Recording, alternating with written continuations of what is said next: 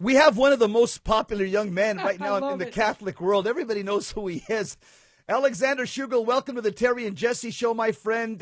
You've been an inspiration to so many people around the world, and we're happy you're on the broadcast. We have a lot to talk to you about. Thank you very much for the invitation. I'm glad to be here.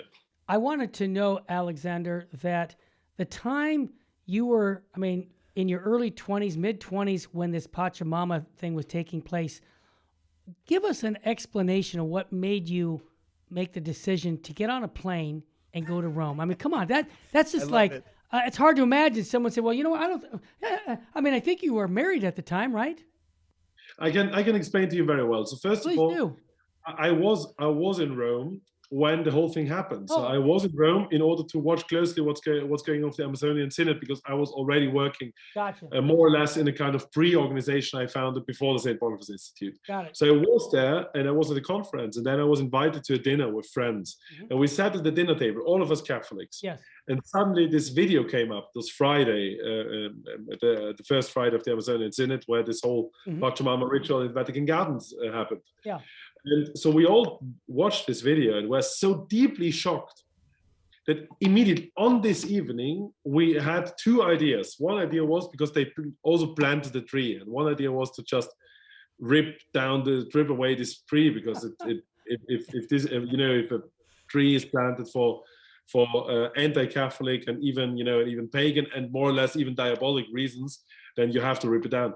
But then on the next day, I decided to have a look at this church, Santa Maria in Traspontina, because we heard that they erected something they back then called an Amazonian tent inside the church. So I was, in my mind, I had the picture of a tent, in a church.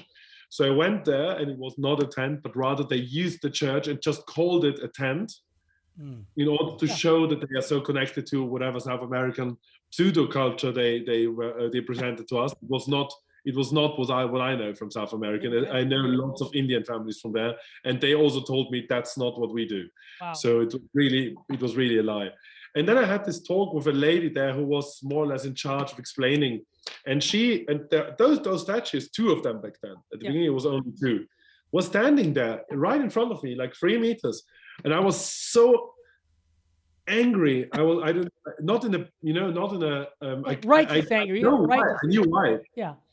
I knew why. And so I said, do you know what you do? And she said, yes, I do. And then I asked her the big question, because back then the main question was, do these people who promote the Pachamama also promote that you should not get yourself baptized? That's what was a rumor. So I asked her, what do you think of baptism? Do you think it's necessary?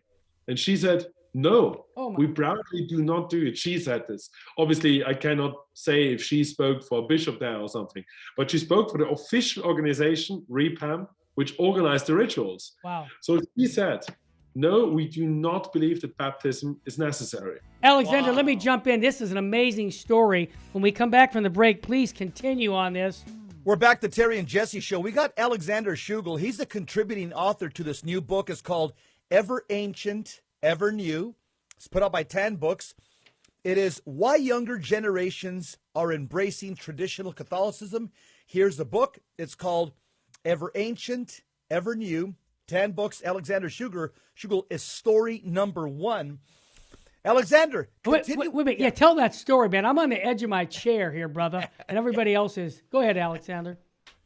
Okay, so what happened was, we knew then that they do not want people to get baptized. And that was actually what was when everything was clear.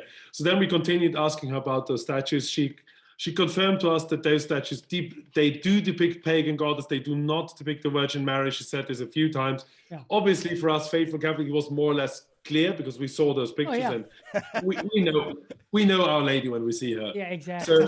So, but still, I wanted it to be confirmed. And then I actually wanted to get rid of those statues already. But my wife told me something very intelligent. She said, before you do such a thing, ask a priest, ask him if he thinks that this is good. So I did. I had to go back to Austria. Then I had a few meetings and so on. There's Amazonian Synod still continued. And so after I had the time to meet a priest and talk about it in a proper way, he told me, yes, I can do it. I even should do it. So I said, okay, perfect. went straight to the airport, and the first time in my life bought an airplane ticket at the airport, because my generation is not used to do this anymore.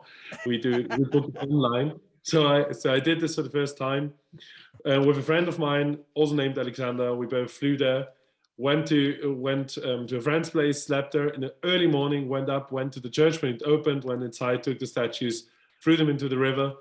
And afterwards did not tell anyone that we were the ones. We published the video, obviously, because we wanted to let the world see that this is done and that people do not accept this pagan things going on in the middle of our Holy Mother, the Church. Amen. In Rome.